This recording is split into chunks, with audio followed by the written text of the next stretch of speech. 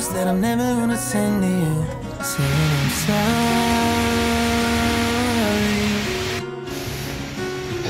I guess you never really know what somebody's gonna do when they get lonely. Wala dito. Dito kahirap mala. Somebody better than me to take it honest. I didn't mean to fall. Ano, nakakita na? Tagal nang nakahanap. Kaya nga.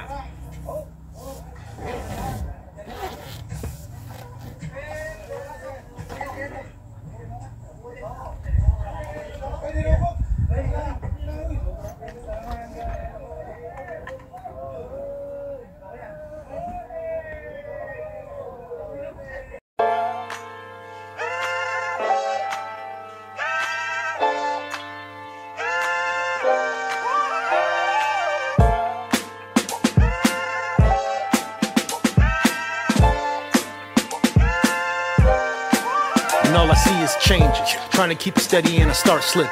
Springfield raised like I'm Bart Simpson.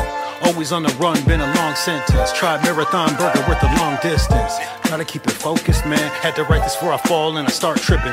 I just went into a portal to the fourth dimension. Came back, try to show them, but they won't listen. Can't teach them how to fish, they gotta go swimming. Try to lead by example, so I go with them. Too close, zoom out, see the whole picture. Face the heat and the drought, plus some cold winters. Learn to heal from defeat, keep your soul with you. Before you bring it home, gotta get it on your own, nigga. How you sleep and you broke all the weed that you smoke low key? Could've did it on your own, nigga. The last part was about me. I'm trying to take accountability. I could be so great with my ability. I need to stop complaining about the little things. I want some different flavors of them chicken wings. I'm talking different paper from a different tree. Dipping in the lake from a different stream. I'm trying to wear a shade of a different green. Cake with a different cream. I'm the kid that's been around since the little league. If it's 10 toes down, I'm a centipede. Still flying and relaxed. Like, shitting me? Nobody likes you when you're 23. No. Some people. So, hello, good afternoon, guys. Si Sam. So, yun nga.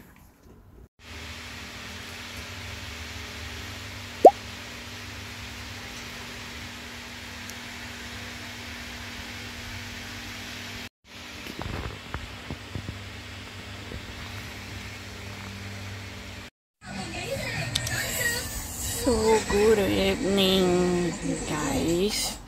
And si Sam, yun nga.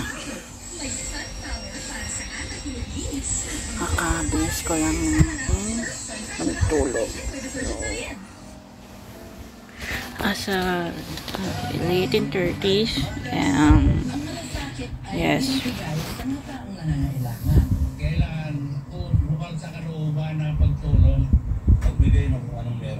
Sobrang hirap naman maghanap ng trabaho, pero I'm still finding I'm still searching for a job na pasok sa aking course na mass comm.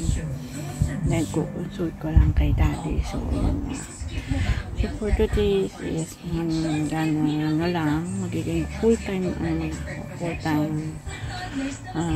influencer or vlogger.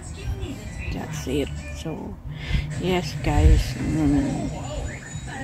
live series tayo ngayon. So, weekly vlog ko ulit ngayon. And, ito ngayon. Mamaya may papakita ko sa inyo. And, ayun nga. Papakita ko sa inyo. And, parang glimpse lang. So, medyo magulo tong weekly vlog kong to.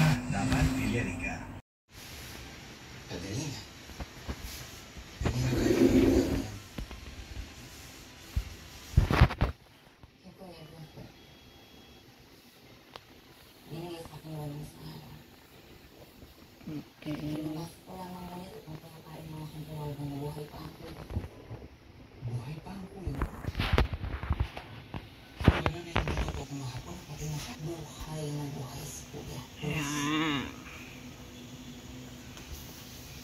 Okay. Kaninong ano ba to? That ano ba to? That anniversary ni Lolo Pito.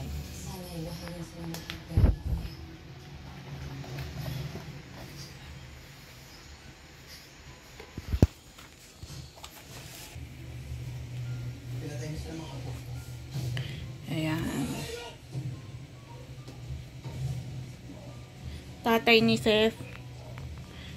Hindi, si Marcel. Marcel. Si Derek Monasterio. Ah. Patay na. Pero hindi pa dyan mamamatay tatay ni Seth. Para sa susunod pa eh. Oh, death anniversary ni Lolo Vito.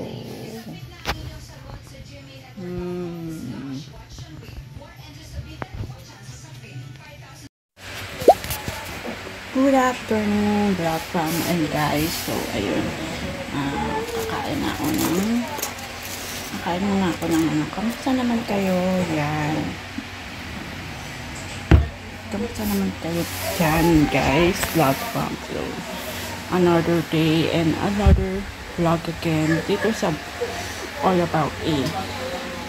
Yun naman sa life of Erica. Ano to?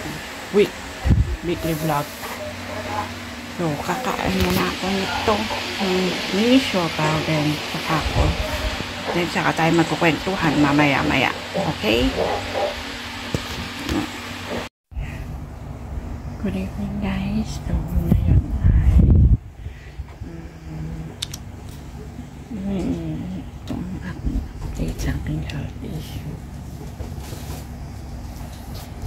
Ang aking update sa health issue is ayun nga. Meron akong diabetes. Ayun.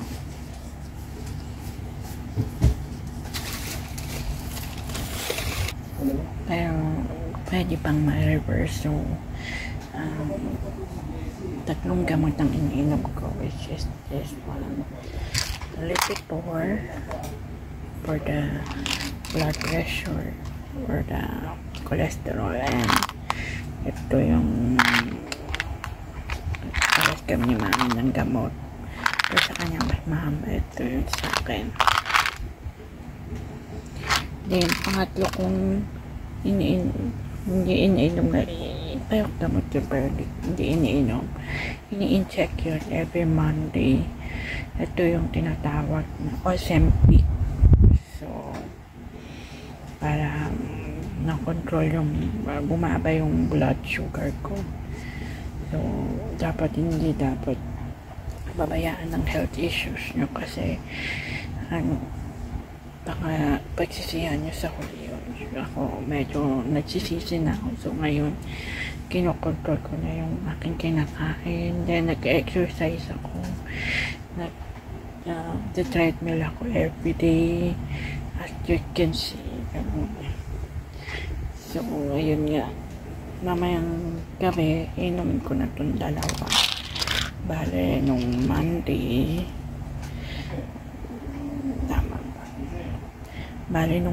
nakapag-ano na ako. Nakapag-check na ako ng Ozempic ko. So, ingat-ingat na lang, guys, and maintain your health para hindi kayo magkaroon ng problema o magkaroon ng komplikasyon sa health nyo, para hindi kayo magkaroon ng diabetes, cancer, and etc. kung ano man yung mga ibang diseases na makukuha natin sa health. So, ayun yung vlog fam. Medyo nagpahinga lang kanina. Makita niyo. Konti-konti yung vlog ko ngayon sa weekly vlog. So, guys, ayun nga. So, ayun nga. Good afternoon. So, ngayon ay guys, yung vlog ko. Kamusta naman kayo? So, ngayon ay nag-edit ako ngayon for the Life of Erica Pet series. So, hinihintay ko na lang. Yan. Ay, naku, itong laptop na to. Ganyan talaga yan.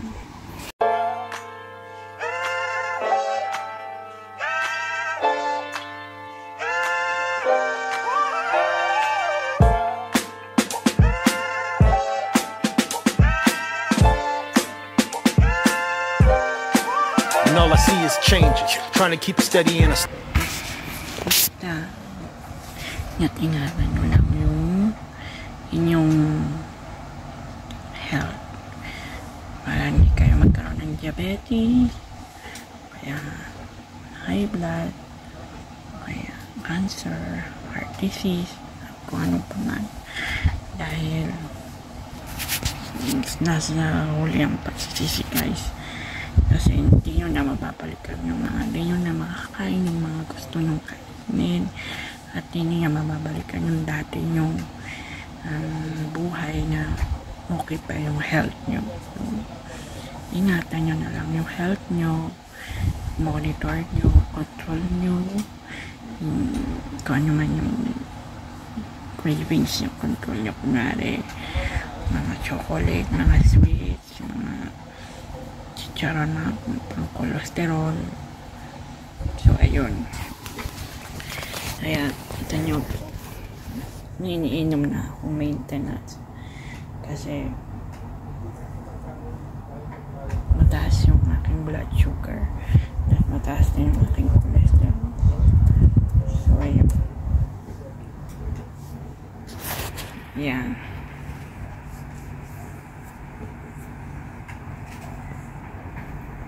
So, fighting lang tayo guys. Ang vlog ko. Yun.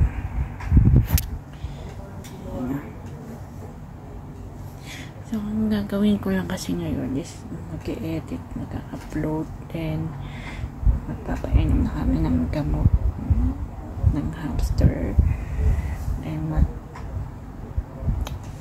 nilinisin ko pa yung cage ni Anju. Marami, medyo konti lang ng dalawa, pero marami na yun. So, tapos na-late pa ako ng edit dito, kaya ngayon lang ako okay. So, good afternoon sa Isaman. Welcome back again sa aming YouTube channel. So, for today's, ito na yung last natin na reaction videos dito sa Single Inferno reaction.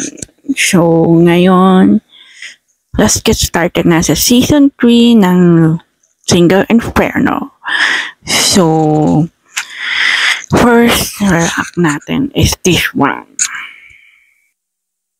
Okay, masyadong hindi ko gusto yung ugali ng lalaki. Why? Kasi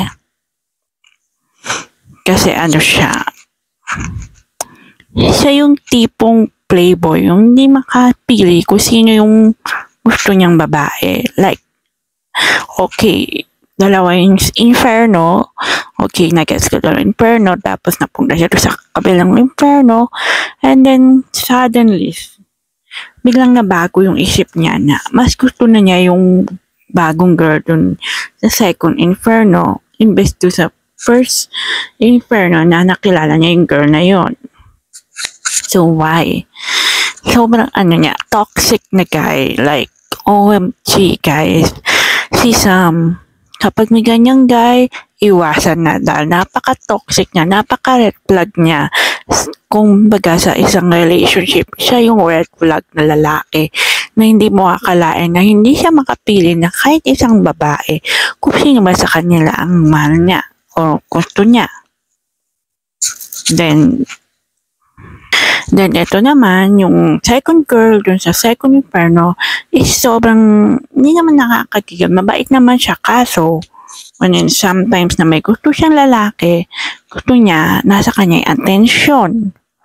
Like, sobrang medyo nakakainis lang siya. Pero, for me, habang tinanood ko yun, tumagal-tagal, is, nagigets ko na kung bakit ganon. Okay?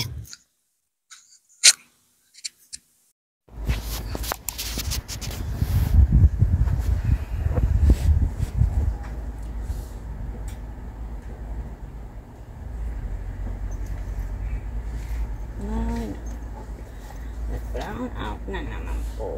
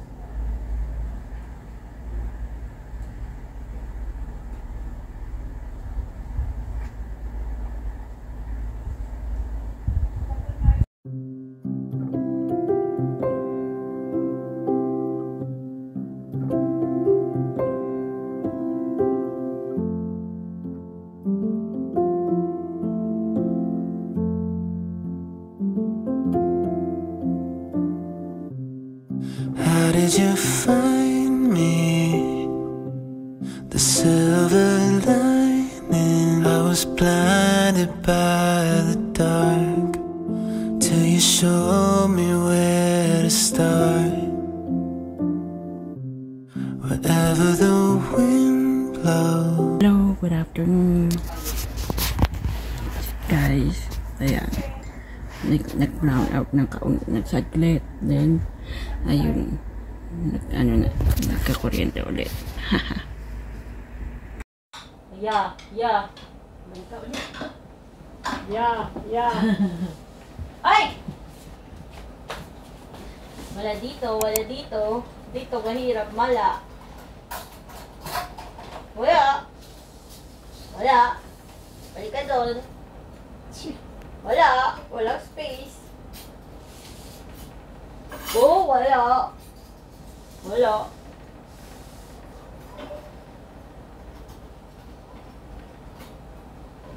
Sabi niya, ano yung sabihin ng wala?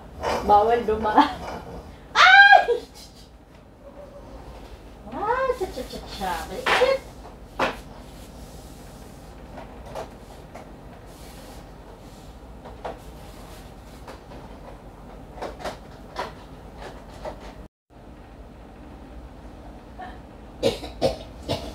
No. Bakit?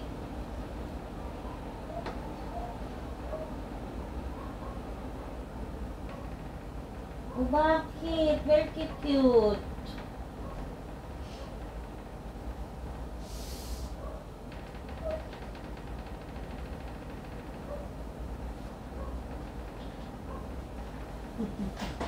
Hindi siya gumagalaw. Hindi siya malikot. Nakamukha ng iba. Ay, galing. Hindi ako pinapagod. Galing. Mabait yan. Ayaw lang niya yung nahawakan. May parang tinitingnan niya paano. Parang hindi niya alam yung paligid. Parang ino-observe niya. Mami, ang bilis ni Bingso! Ang bilis ni Bingso! Tingnan mo! Bidyan mo ah. Huwag ako kasali ah. Bingso lang. Oh. Ay.